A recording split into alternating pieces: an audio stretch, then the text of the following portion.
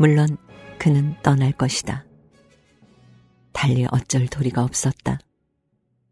때가 되었고 시계는 멈췄으니 이제 그는 먼 길을 떠나야 한다.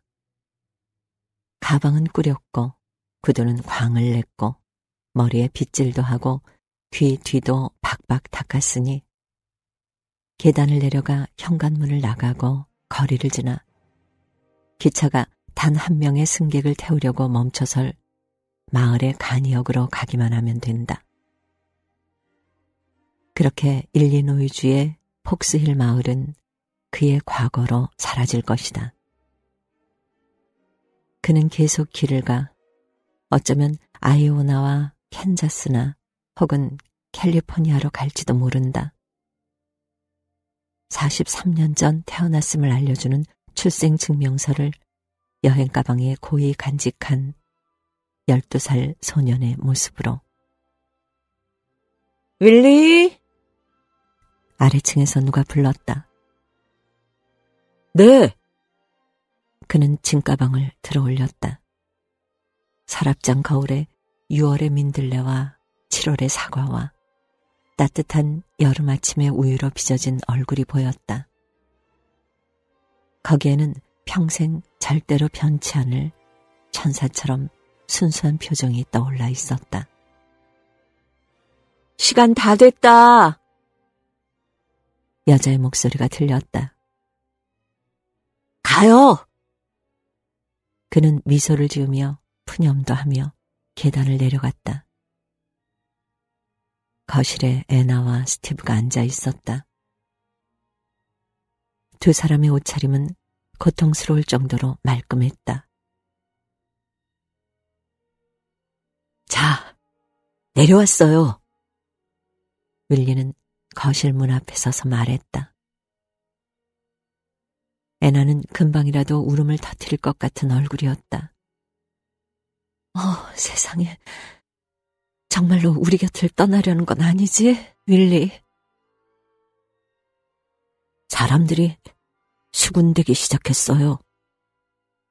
윌리가 조용히 말했다.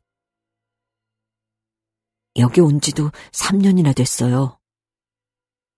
사람들이 수군대기 시작하면 신발을 신고 기차표를 끊을 때가 왔다는 신호예요.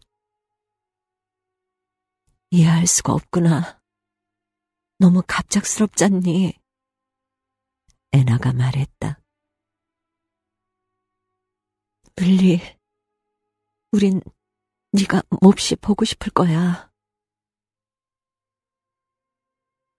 크리스마스 때마다 편지를 쓸게요. 그러니 저를 도와주세요. 저한테 편지를 쓰지는 마세요. 그동안 무척 즐겁고 행복했다. 스티브가 앉은 채로 말했다. 그는 입을 조금만 벌려 말했다. 너랑 헤어져야 한다니 애석하구나. 너의 본 모습에 대한 말을 듣고 정말 안타까웠다. 네가 여기서 계속 우리랑 함께 살 수 없다는 사실이 끔찍하게 안타까워. 지금껏 만난 분들 가운데 두 분이 가장 잘해주셨어요. 윌리가 말했다. 120cm 키에 면도할 필요가 없는 보드라운 얼굴이 햇빛에 빛났다. 그러자 애나가 정말로 울음을 터뜨렸다. 윌리, 윌리. 그녀는 자리에 주저앉고 말았다. 윌리를 안고 싶지만 이제는 안는 게 두려운 것처럼 보였다. 그녀는 충격과 경악의 표정으로 윌리를 쳐다보았다. 그녀의 손이 그를 어떻게 대해야 할지 몰라 허공에서 버둥거렸다. 저도 발걸음이 쉽게 떨어지지 않아요. 윌리가 말했다. 환경에 익숙해지면 계속 머무르고 싶어지는 법이니까요. 하지만 그래도 소용없어요. 언젠가 사람들이 의심하기 시작했는데도 계속 눌러 앉았던 적이 있어요. 정말 무섭군. 사람들은 수군거렸죠. 그동안 아무것도 모르는 순진한 우리 애들하고 함께 어울렸는데 짐작조차 못했어. 끔찍해. 결국 저는 오밤중에 몰래 마을을 떠나야 했어요. 제게도 쉬운 일은 아니에요. 제가 두 분을 얼마나 사랑하는지 아시죠? 3년 동안 정말 감사했어요. 그들은 다 같이 현관문으로 갔다.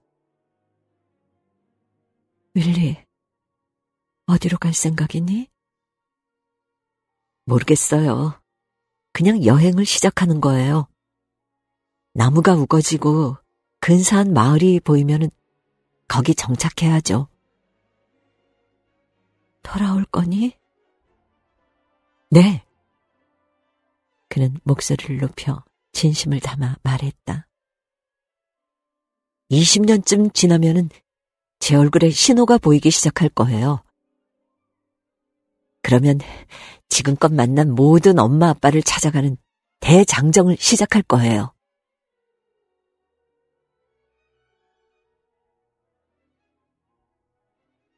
그들은 시원한 바람이 부는 여름 포치에 서서 마지막 작별의 말을 망설이고 있었다.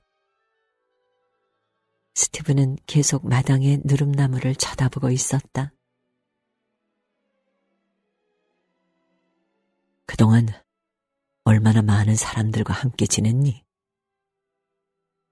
입양이 몇 번이나 됐었지? 밀리는 흡족한 표정으로 헤아려 보았다. 처음 여행을 떠난 후로 대략 5군데 마을에서 5부모와 20년을 넘게 살았어요. 그럼 우리도 불평하면 안 되겠구나. 스티브가 말했다. 아무도 없는 것보다야 36개월 동안 아들을 키워본 게 나을 테니까. 이만 가볼게요. 윌리는 애나에게 재빨리 입맞춤하고 짐가방을 들고 정오의 초록빛이 드리운 거리로 나갔다.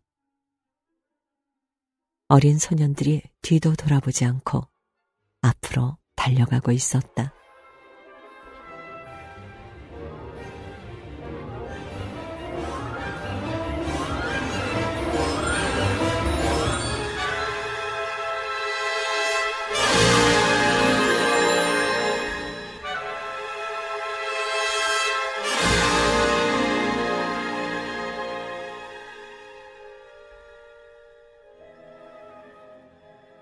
그가 지나갈 때 아이들은 마른 목골 초록색 공원에서 놀고 있었다.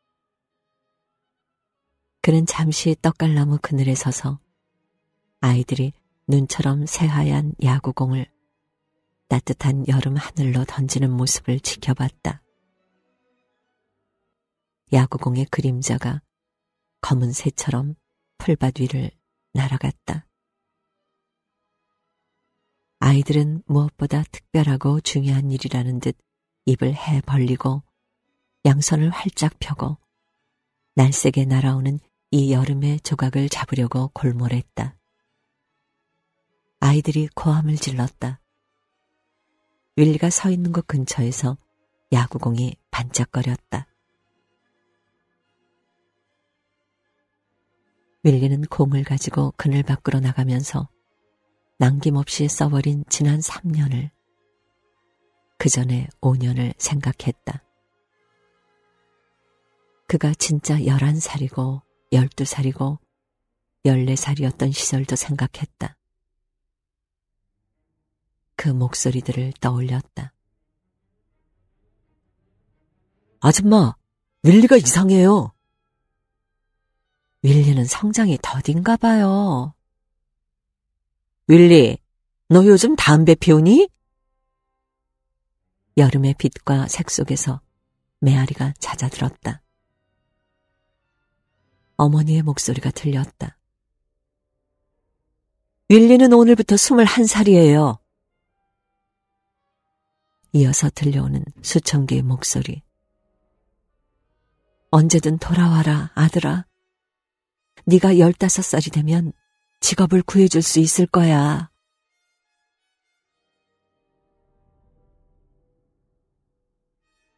그는 떨리는 손으로 쥐고 있는 야구공을 물끄러미 바라보았다.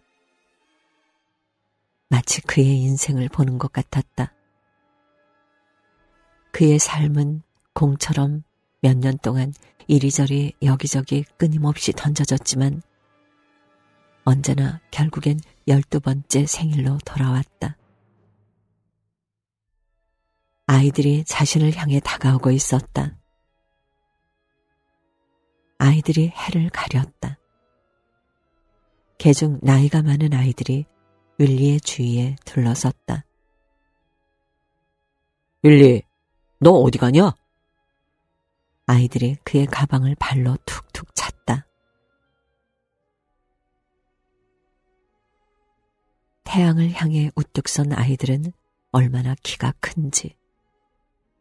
지난 몇 달 사이 태양이 그들의 머리에서 한 뼘 떨어진 곳을 지나가며 손짓하는 것 같았고 그들은 태양빛에 녹아 위로 쭉 늘어나는 따뜻한 쇳덩이 같았다. 아이들은 거대한 중력에 의해 하늘로 끌려가는 황금빛 엿가락 같았다. 13살, 14살 아이들이 윌리를 내려다보며 미소 지었지만 벌써 그를 무시할 준비가 되어 있었다. 이런 일은 4개월 전부터 시작되었다. 편을 가르자. 누가 윌리 편할래? 아이 참, 윌리는 너무 어려. 우리는 꼬맹이랑은 안 놀아. 그리고 아이들은 계절에 따른 해와 달과 나뭇잎과 바람의 변화에 이끌려 윌리를 남겨두고 가버렸다. 12살 윌리는 더 이상 아이들 사이에 끼지 못했다. 곧 또 다른 목소리가 오래전에 익숙하고 냉혹한 후렴구가 반복되기 시작했다. 스티브, 저 아이에게 비타민이라도 먹이는 게 좋겠어요. 애나, 키가 작은 게 집안의 유전인가요? 그러면 차가운 주먹이 심장을 쥐어짜는 듯한 아픔을 느끼며 가족과 함께 잘 살아온 시간을 뿌리채 뽑아 다른 곳으로 가야 한다는 사실을 자각했다.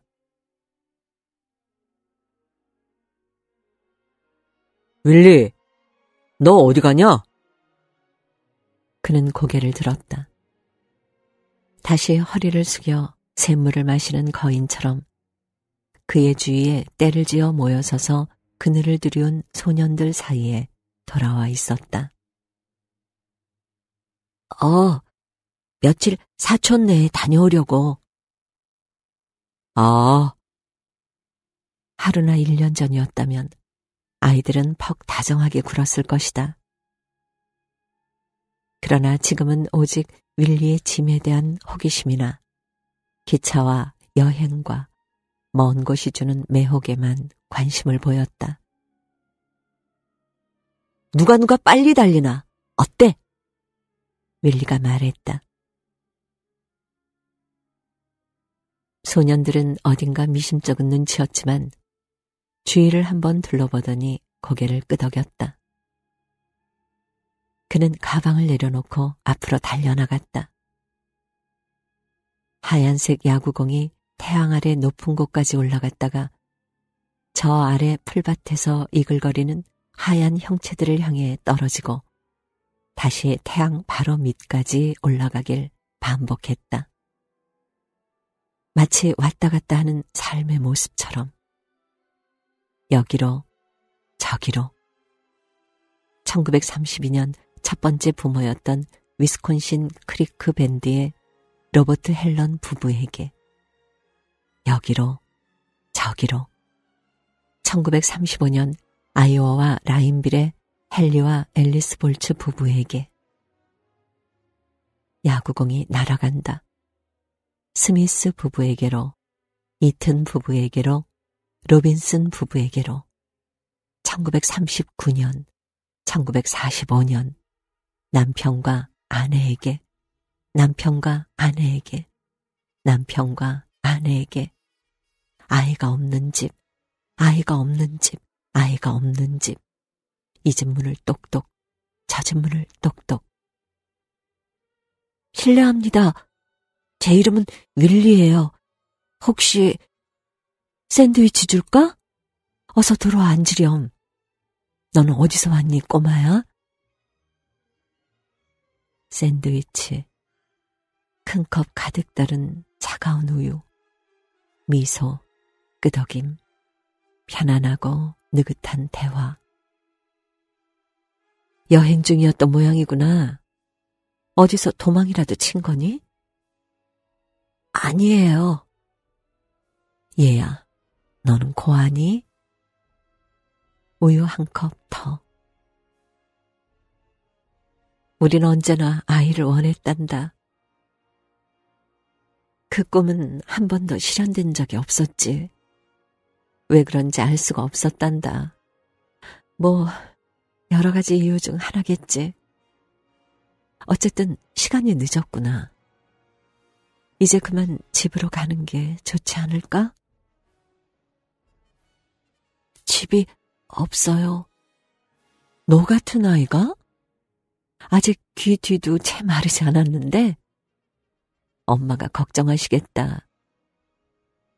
하늘 아래 집도 없고 가족도 없어요.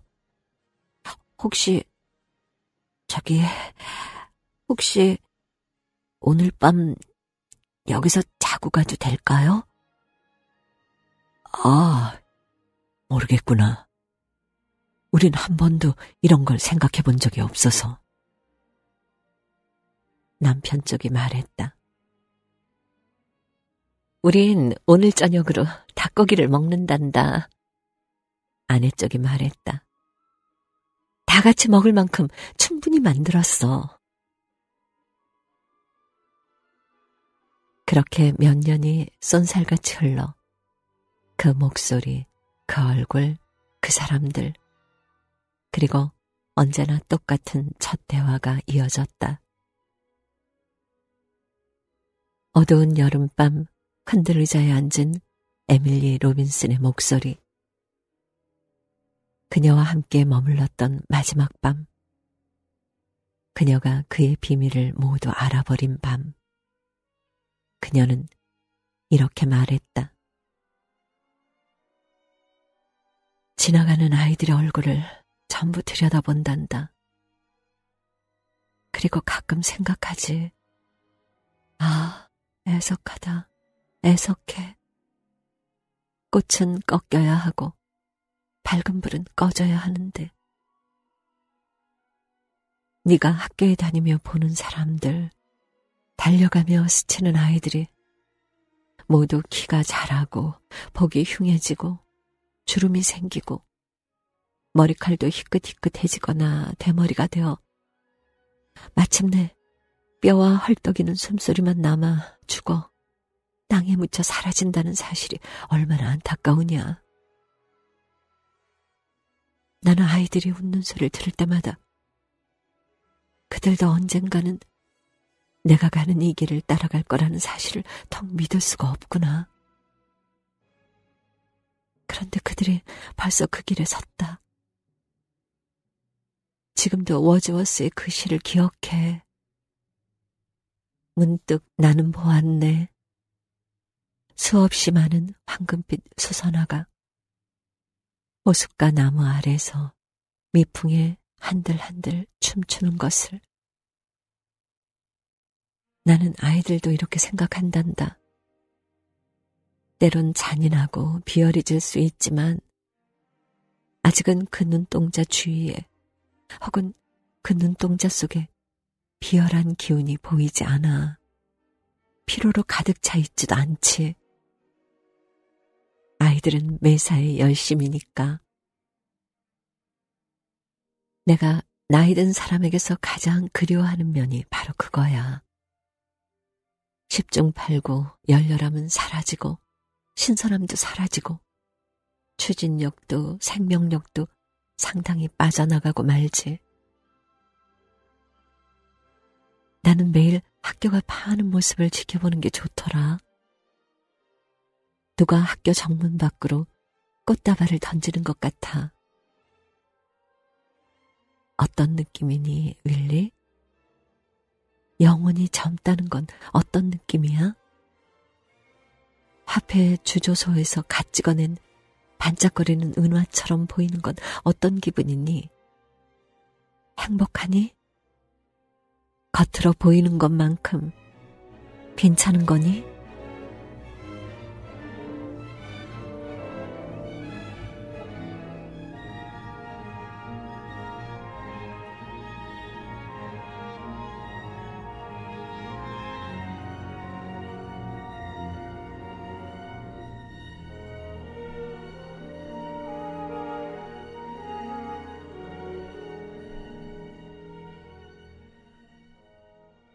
푸른 하늘에서 야구공이 붕 날아와 큼직한 흰색 곤충처럼 그의 손을 쏘았다.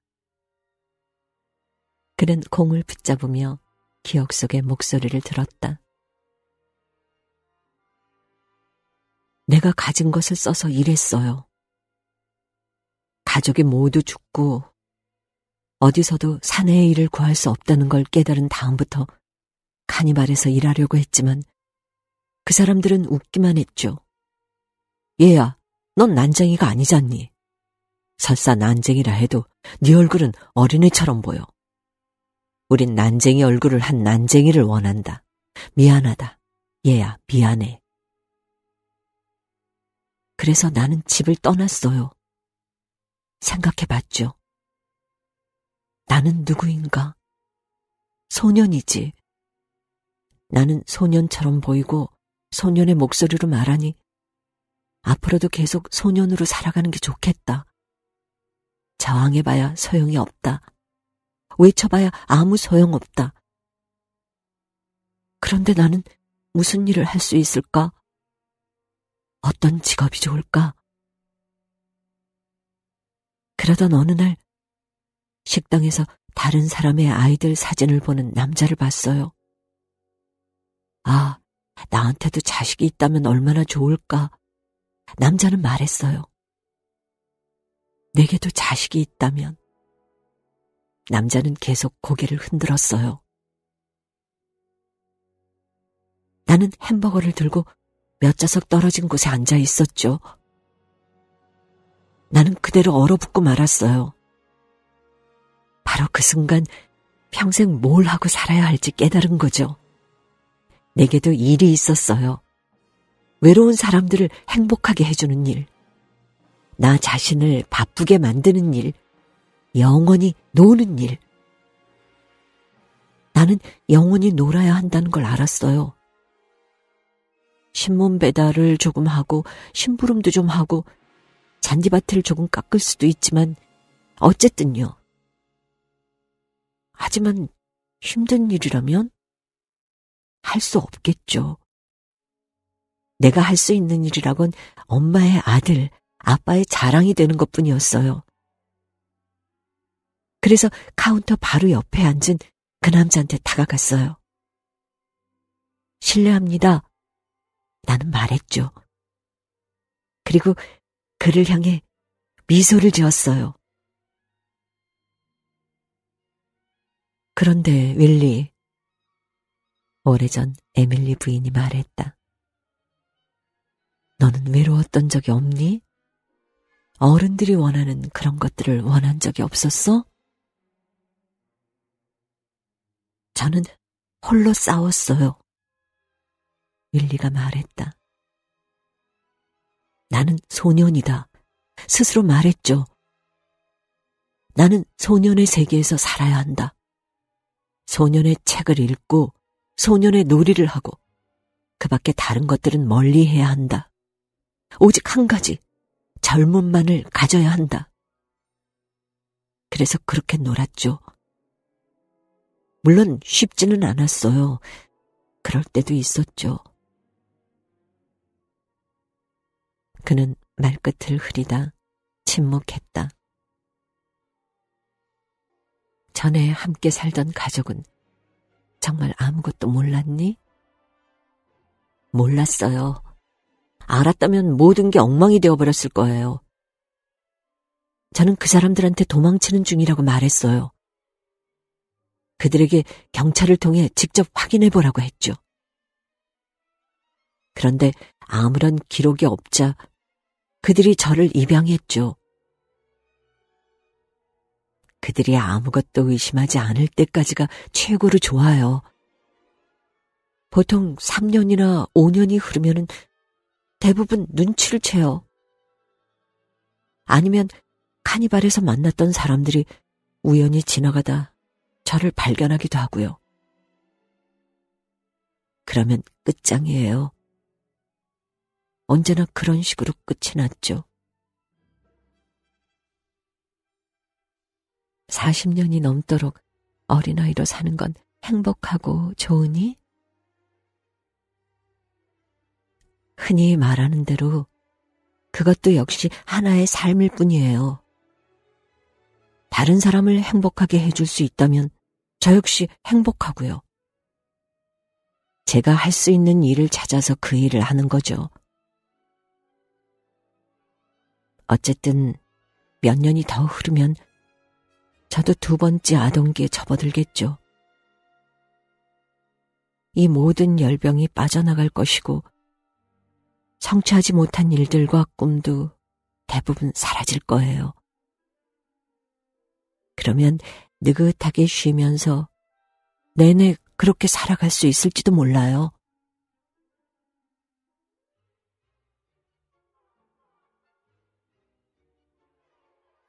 그는 마지막으로 야구공을 던지며 회상을 깨뜨렸다.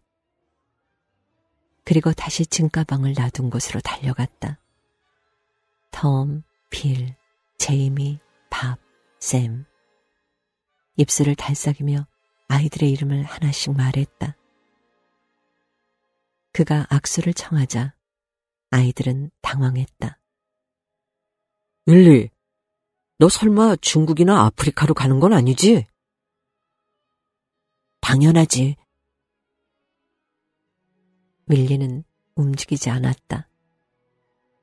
잘 가라, 윌리. 다음 주에 보자. 안녕. 안녕. 그는 다시 가방을 들고 걷기 시작했다. 나무 사이로 걸어가며 소년들에게서 그가 살았던 마을로부터 점점 멀어졌다. 모퉁이를 돌 때 기차 기적 소리가 들렸고 그는 달리기 시작했다. 그가 마지막으로 보고 들은 것은 높은 지붕을 향해 던져진 하얀 야구공이 앞으로 뒤로 왔다 갔다 하는 모습, 그리고 공이 하늘을 오르내릴 때마다 외치는 두 사람의 목소리였다. 애니! 애니 받아! 애니! 애니 받아! 머나먼 남쪽을 향해 날아가는 새들의 울부짖음 같았다.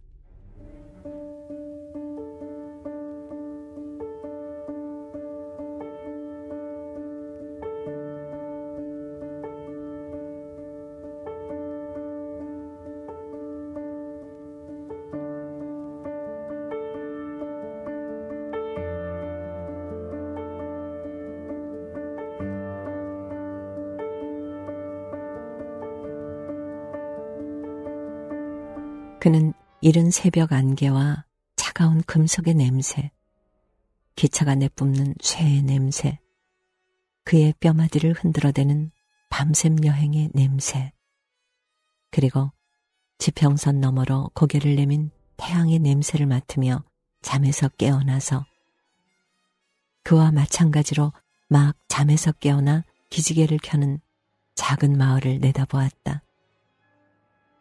빛이 켜지고 작은 목소리들이 웅얼거리고 싸늘한 공기 속에서 붉은 신호가 앞으로 뒤로 왔다 갔다 움직였다.